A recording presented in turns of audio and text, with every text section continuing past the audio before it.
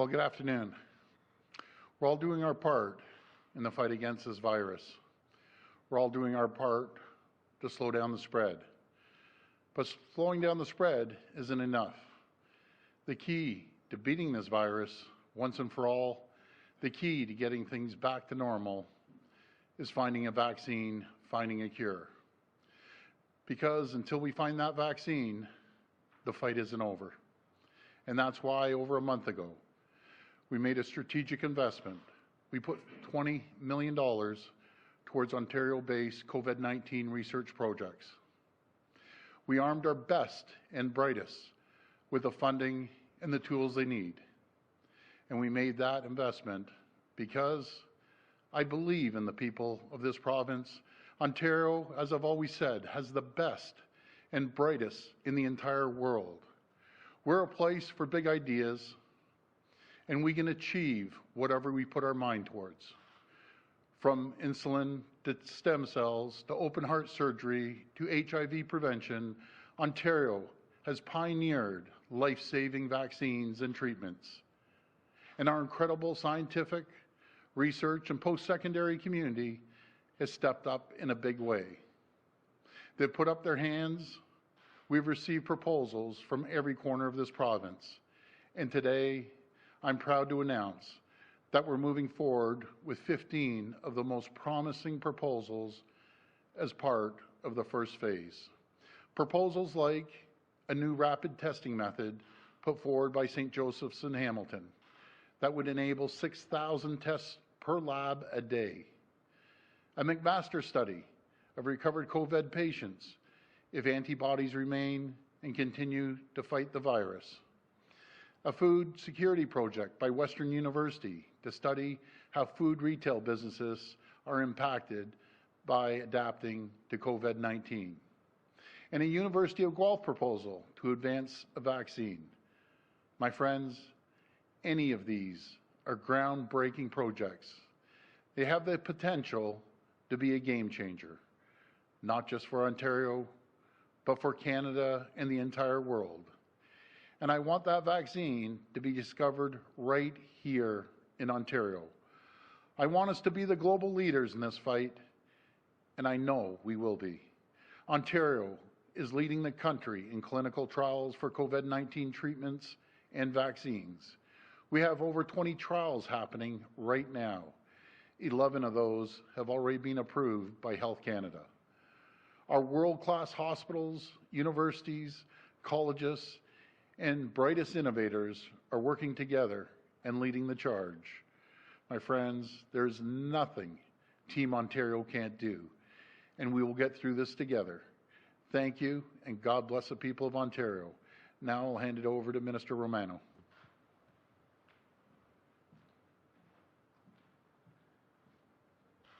Well, thank you very much, Premier, for that introduction. And I want to begin by just reiterating that 4 weeks ago, I did stand before you as your Minister of Colleges and Universities. I'm responsible for research and science in the province of Ontario.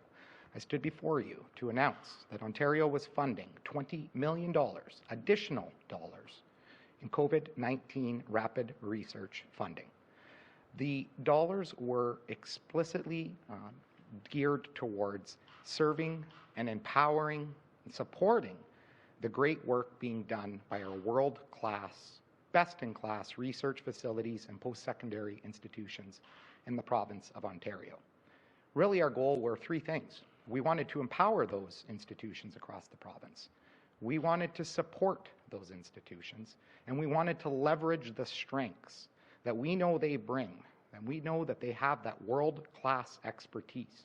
And so we wanted to leverage that to be able to help Ontario in our fight against COVID-19. And as the Premier just announced, we are funding $7.2 million at this time. It is only the first announcement of COVID-19 research funding. There is still more to come, and I look forward to me being able to provide you that information in the future. But this $7.2 million was focused on proposals that had a legitimate chance of success and that could produce immediate results.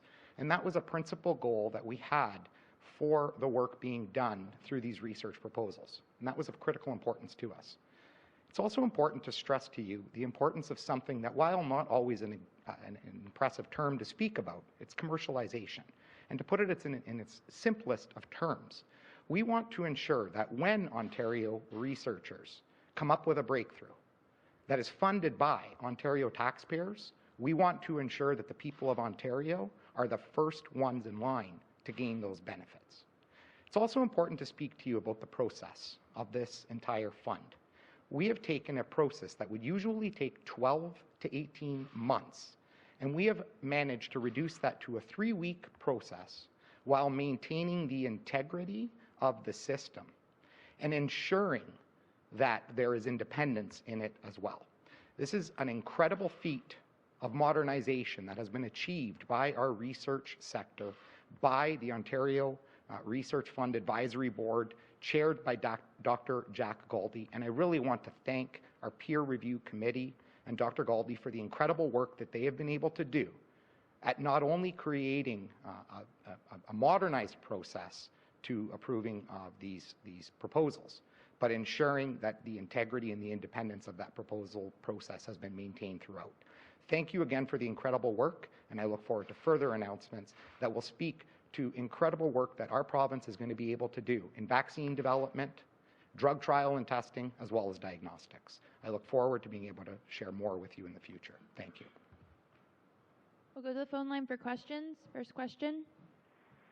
First question comes from Travis Denrash from Global News. Please go ahead. Hi, Travis. Hi there, Premier. Good afternoon. So for the past month or so, or even longer, you've been saying that you want to see the testing numbers increased, and that you were going to be on the health table, and you're like a dog on a bone when it comes to this issue, and you assured the public that these targets would be met. They're not being met, and Ontario continues to lag behind most of the rest of the country. Why then should Ontarians feel safe going back to work or even going into a store if the province doesn't have an accurate picture of what we're all facing? Oh, good point, Travis. I was on the health table this morning, and what I've asked and what I want, there's a difference between what I want and what's going to happen. Hopefully it's going to happen because I have the confidence in public health. I have confidence in Ontario Health. What I want to see people being tested. And if you have symptoms, please go to an assessment center. I repeat it. If you have symptoms, please go to the assessment center, because a lot of people, we don't seem to see the traffic through the assessment centers. But what I want to see truckers tested. I want to see taxi drivers tested. I want to make sure the long-term care. We can't just test everyone and walk away. We're going to be testing all long-term care once again, the frontline healthcare workers.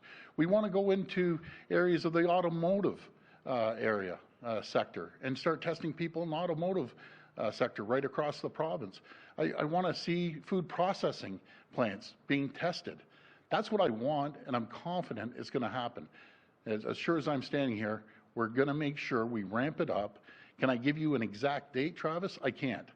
I'm pushing the table as hard as I can. Is it frustrating? It's frustrating. Believe me, it's frustrating. But in saying that, I do have confidence in Ontario Health and with the public health. But that's what I want, and that's what we're going to get to. We'll have more information next week for you. But to tell you I'm pushing them is an understatement. And so Premier, we'll get there. Premier, what's the response when you say that you want to see, truckers tested, etc.? Are they saying that is feasible, and what are they telling you is the main hurdle why the capacity is there, but they're not reaching the targets when it comes to the numbers? What's the response? Well, it's feasible. They're coming up with a plan. They're going to lay out that plan, hopefully sooner than later, to myself and Minister of Health, and get a plan going. That's what we have to do. We can't just be testing people with symptoms. We have to start going to the broader public and start testing as many people as possible, asymptomatic people. And until we do that, in my opinion, and I'm no medical expert, I've said it 1,000 times, but until we do that, we can't get our hands around the whole system. How do we know how many asymptomatic people are out there right now? But just if we keep testing and tracing and testing and tracing, we're going to get it done. And again, I have confidence. Am I frustrated? Yeah, I'm frustrated, but I have confidence in the team. They're working hard. They're doing everything they can. We'll hit those numbers, and I will not. I'll be like an 800-pound gorilla on their backs every single day if I have to until I see these numbers go up. Next question. Next question comes from Lucas Meyer from News Talk 1010. Please go ahead.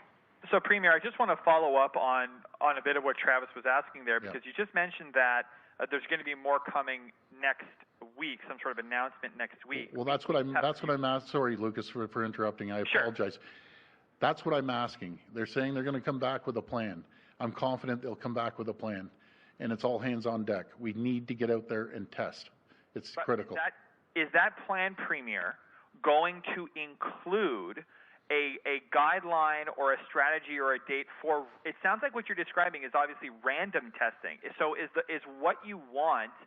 Is the plan for that to be laid out next week, including random testing? Because if we're not hitting capacity right now with with just people with symptoms, are we going to actually have a plan, a date to? We want random testing. I want random testing by this time.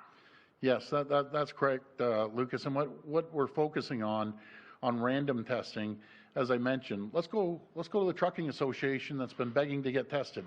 Let's go covering every Uber, every taxi driver, every limousine driver. Let's get them tested. Let's go into the food manufacturing facilities, these large facilities, get them tested. Go into the automotive sector. Go to the big 5 plants. Go to the Magnas of the world. Sit down with them and start testing people. We have to do that. It's absolutely critical. And so they're going to have a plan. We're going to move forward. I'll have more information next week. But as the questions you asked me, I'm asking them too, and I'm not going to stop until we see these numbers go up. Next question. Next question comes from Mike Crawley from CBC News. Please go ahead. Hi, Premier. I wanted to ask you about the trends in the number of new cases, basically since about the past 9 days or so. The trend is actually going up, which is obviously the wrong direction.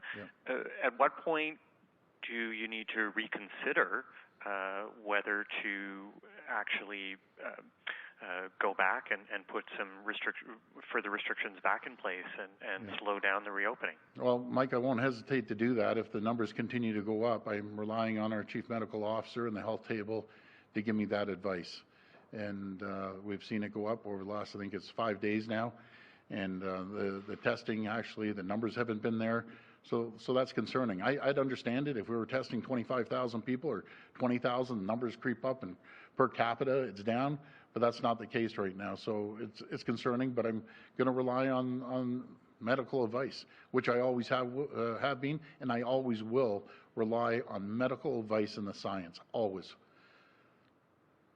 I wanted also to ask you a separate question about Service Ontario offices. Most of them in the province are closed, but there's one in Ottawa that's open for partial hours, and it's been getting really huge lineups in it, and physical distancing isn't being enforced. I'm wondering what the government's going to do about this, given that this is a government office and people seem to have to go into it to obtain their license stickers and get photo ID cards, things like that. Are you going to open more offices? Are you going to do a better job of enforcing physical distancing there? What kind of a message do you have? So Mike, I'll get those numbers for you, because and the one just across from where I live, same thing. They have lineups. People are lining up 6 feet apart, and they're going down the sidewalk.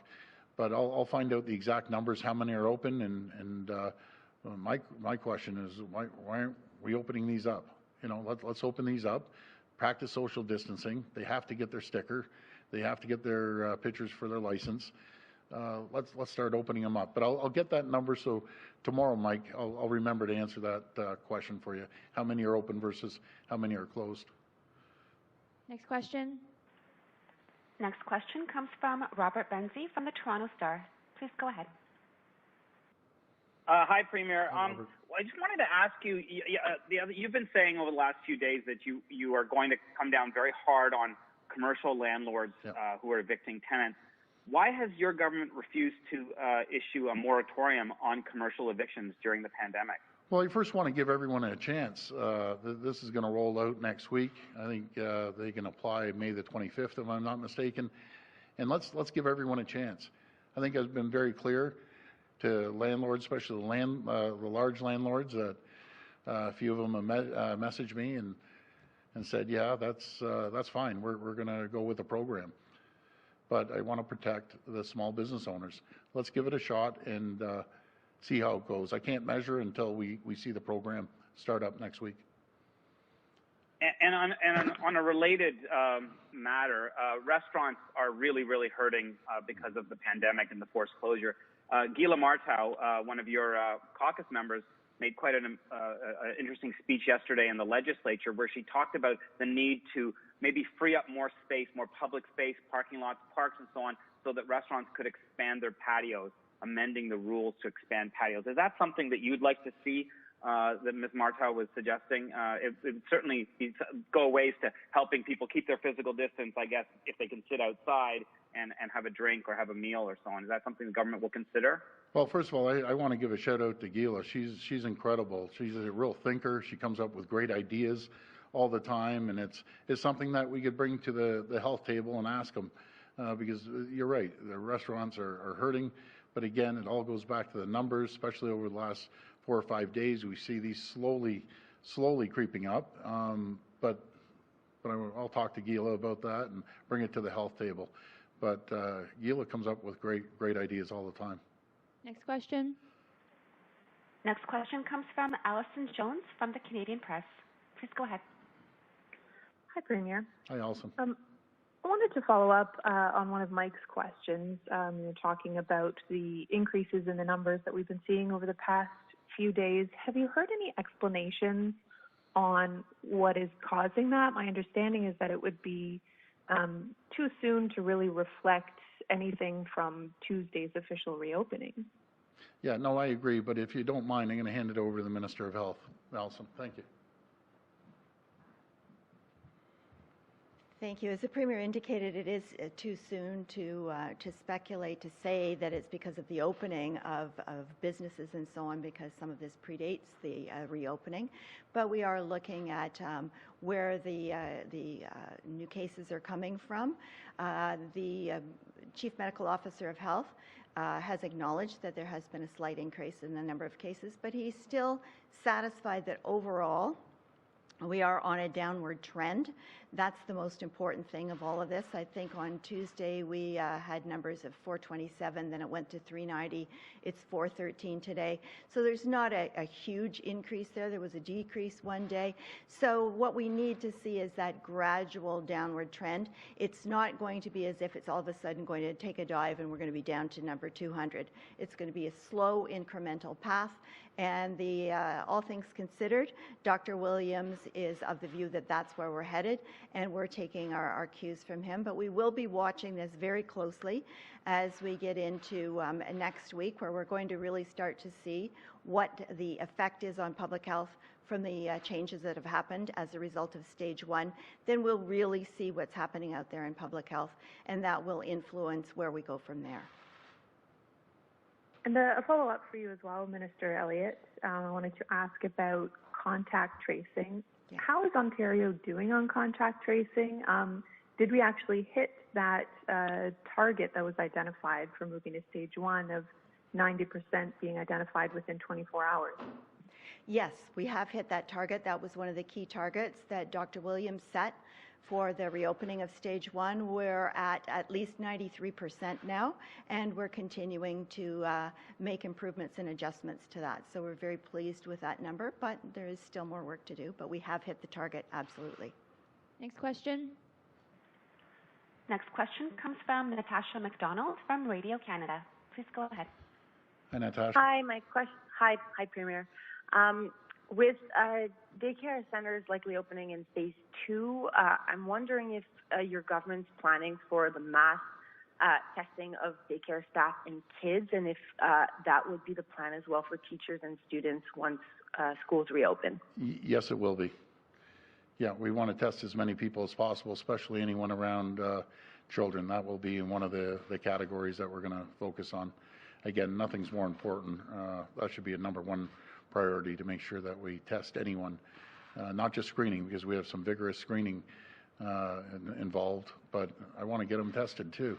And when we open up the economy even more, and it may be a month, I can't give you an exact time, but to give people confidence, there has to be more testing, and we're going to need the support of the people and the hot spots. There's certain regions that really stand out. They're glowing on the map like a lit up Christmas tree. We want to surge those areas, but we need the cooperation of the people in those areas, be it go by postal code.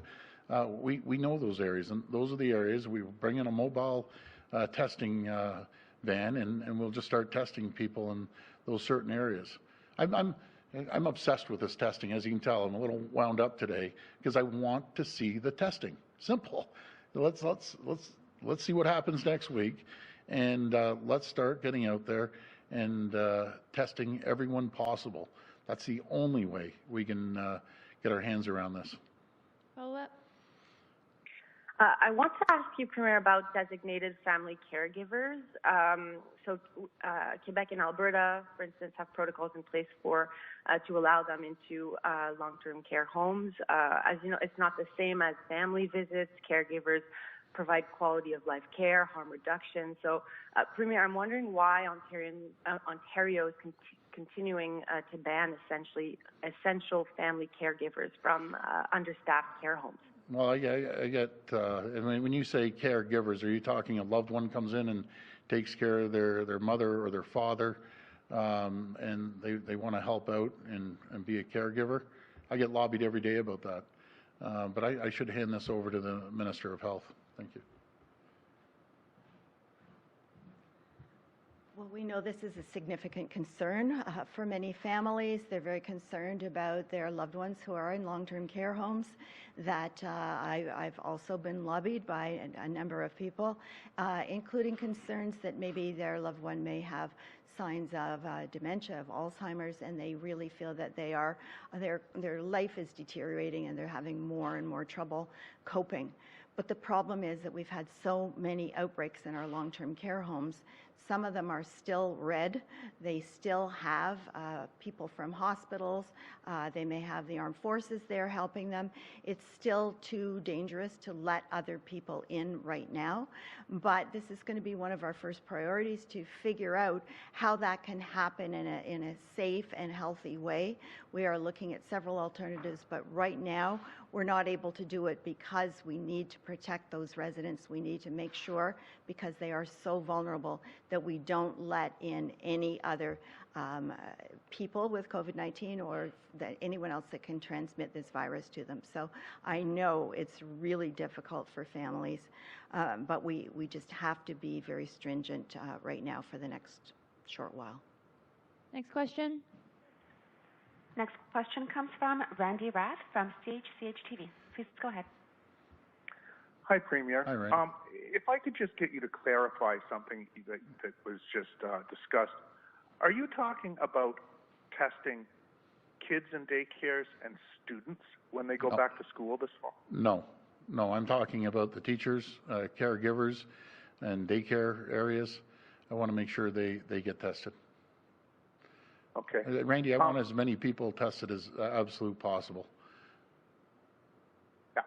Okay. My next question is, in the long-term care homes, most of the frontline workers haven't received any COVID bonus pay yet. The government hasn't distributed it, and the only people that have received it are ones that work in homes where the owners are willing to put the money up front and then collect it from the government later. What is the holdup in the government sending this money out, and do you think that homes should be putting money up front and paying their workers and getting it from you later? Well, number one, everyone's going to get paid right from the get-go, so we're going to back pay them, and we're just making sure the money flows. We have the right amount of people on that list, because it seemed to start off small and it ended up growing like a mushroom. And but we're going to get going on that, and hopefully people will start seeing some additional pay. Hopefully next week, but I'm gonna push them on that. But I don't think the long-term care homes should have to dole out the money. It's not their fault. We're working with the federal government, and between the feds, and which they were very generous, by the way, and ourselves, we have to get the money flowing. But no one's going to miss a week of pay per se for the 4 additional dollars. We're tracking that, and they'll get paid right from day one. Be retroactive. Next question. Next question comes from Christine Elliott from CP24. Please go ahead. Hi, thank you so much, Christine. Premier. I'd like to follow up on some of the questions of my colleagues about stage 2. When we look at the numbers, if the criteria to hit stage 2 is a consistent minimum, at least, of 2 weeks of numbers going down, what would be the criteria that you would look at to say, you know what, we got to revert back to the way we were before for a bit and even halt stage 1 potentially, if you see perhaps a trend of numbers going up for the next little while? What is it that's going to say to you, we got to put a bit of a moratorium, a halt on some of the progress that we have been making or announcing in terms of reopening the economy? Well, I'll rely on the health table. I'll pass it over to the Minister of Health. But if we all have seen an escalation continuously go up, we've seen it for the last few days. It hasn't been huge, but it's gone up. And it's concerning if we continue to see it go up. To give you an exact figure, I can't give you an exact figure, but we're going to keep an eye on it. As I said yesterday, I'm watching it like a hawk, and we'll rely on our health table. But I'll pass it over to the Minister of Health. Well, there's actually 4 issues that need to be dealt with in terms of looking at either opening up the economy or perhaps closing some part of it down. One is the number of tests, of course, and we do need to see a downward trend for several weeks. That is going to be something that we follow on a daily basis, and Dr. Williams will comment that notwithstanding the blips we've seen over the last week or so, whether he still considers it a downward trend. Secondly, we need to make sure that we have hospital capacity to deal with any increases or surges in COVID-19 cases. So we're watching that very closely as well, even as a number of hospitals are doing their readiness assessment plans to see if they're ready to open up to elected procedures. We also need to see the contact tracing happening in over 90% of the cases within 24 hours. We are seeing that. And of course, we need to see significant testing volumes. So we need to see those volumes go up. As the Premier has indicated, he's on this one. And that's very important to me as well. So we need to get up to the 20,000 level of tests that we are able to do right now. So if all of those issues are in line, then we will review it. The Health Command Table will review it. Dr. Williams will review it, and then a decision will be made about where we proceed. Do we go to stage 2? Do we need to hold at stage 1? Or do we need to scale back on some of the things in stage 1 if we see a pattern or a trend there? So there's a number of issues that we have to look at concurrently, and we are doing that. Thank you, Minister. My next question is for Minister Romano. Minister, so we've heard from a number of universities in the province, for example, York University, Ryerson University, saying that the majority of their fall learning will be online learning. Wondering what kind of clear direction you've given some of the colleges and universities in the province, or are you considering an order that they'll have to pursue online learning formally or totally for the fall semester? Thank you very much for the question. We are looking at a number of different options, and of course, until we know where we are at as a province in the economic recovery, whether phase 2, whether phase 3, and what that looks like, and based on all the questions you've heard here today, there's still a lot of question marks. So what we are pursuing with the sector, and I have been having very frequent engagements with all of our university college, in fact, all of our post-secondary institution presidents. And the focus has been to, if I could put it very mildly, hope for the best, but prepare for the worst. And in the preparation being prepared for the worst case scenario, we're looking at some kind of a hybrid model. And so we're trying to focus on ensuring that we support our institutions to maximize on the course content that is available virtually, and ensuring that the programs that can be delivered online are delivered virtually. But with respect to courses that absolutely must require in-person attendance, for instance, areas like trades, certain graduate programs where labs are necessary, we are working on developing a proposal together with our post-secondary institutions that would focus on how we could bring in students safely, and then we would want to take that up through the table and to our Chief Medical Officer of Health to ensure that those can be done safely. And if they can, that would be the goal that would be what we would want to pursue. Last question. Last question comes from Colin Amello from CTV News. Please go ahead. Hi, good afternoon, Premier. Just had a question again about testing. There seems to be a disconnect, as you mentioned, between what you want and what actually happens. I mean, you seem to be echoing the sentiments of a lot of people in this province that asymptomatic testing needs to be conducted almost immediately. You have the ultimate say in this province, though. Why isn't the command table acting on your requests in a timely manner?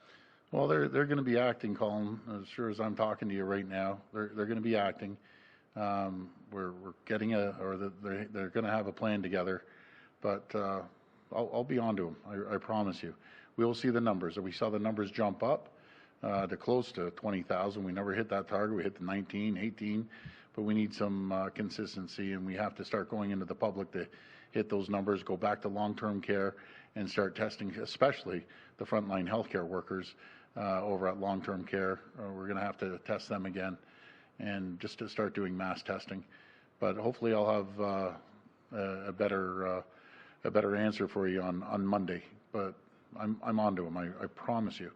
I'm on to them from last night to today, and every day moving forward until I see those numbers. And just in another topic, Premier, on weddings, we are just entering wedding season, and many couples have been talking about the fact that they've had to postpone their weddings until later on this year because they're hoping that they'll be able to gather with 200 of their friends or family at the very least. What should couples be expecting when it comes to wedding and wedding season? Will they actually be able to gather with a large number of people, or should they just call off weddings for 2020? Well, I wouldn't want anyone to call off a wedding. I've talked to so many couples that have said, okay, we're going to do a small ceremony and then we'll do a larger celebration once we get through this. I just wish I could tell them a time they could get through it, but I've heard that numerous times. But they're going to have to just go with the program right now. I know it's not that great, and that's one of your big days, a birth of a child or your wedding day. And unfortunately, this virus has gotten in the way. And thank you, everyone. Well, I want to give a shout out quickly. I've never done this, but with Minister Ross Romano, he's doing an incredible job with the colleges and universities, and I want to congratulate him, especially the leadership at the colleges and universities. He gave me a stat the other day, which was staggering. When we started going through all this, to get the students online, as he told me, and he gives the credit, he's a true leader, but he's trying to give the credit to colleges and universities, and I believe that. What he said would take 10 years, they did it in weeks, 100,000 courses online. So I want to give a shout out to all the colleges and universities. I brag about you everywhere I go. That is my number one selling feature. The young people in the colleges and universities, our next generation. But you have an incredible leader with Minister Romano, and he's in full communication all the time with every college and university, so they make a great team.